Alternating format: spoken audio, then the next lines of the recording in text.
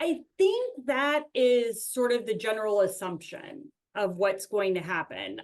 Two things I will point out, or maybe three things I'll point out. One, CMS still has formulary coverage requirements, where plans do have to submit a robust, non-discriminatory formulary. So those rules are still in place. So that's going to limit somewhat the changes.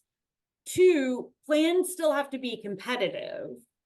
And while we know that a lot of beneficiaries shop primarily based on premiums, beneficiaries do use the plan finder and the prescription drugs that they're taking to try to find something. So from the perspective of a plan that is trying to be competitive in the market, they also can't risk getting too narrow with their formularies, or they might not be able to attract beneficiaries. So there's those two things that they have to keep in mind.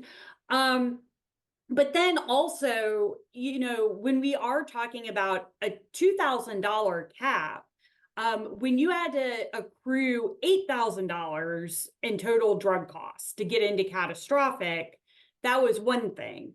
$2,000, and also when things like the troop calculation is changing for 2025, and so now things like the vaccines that are covered 100% under Part D for the vaccines that are covered under D and not B, the full value of those vaccines count towards a beneficiary's progression through the benefit.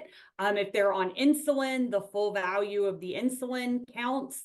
The value of any enhanced benefit. So if they're in a plan that offers flat copayments or waives a deductible, the value of that is now going to count against troop. At least that's what CMS has stated in the draft call letter for 2025. And so I think it's going to be hard when you're only working with $2,000, that it's going to be much more difficult to keep beneficiaries out of that catastrophic coverage. I mean, there's only going to be so much that you can limit, so much access you can limit and still remain competitive.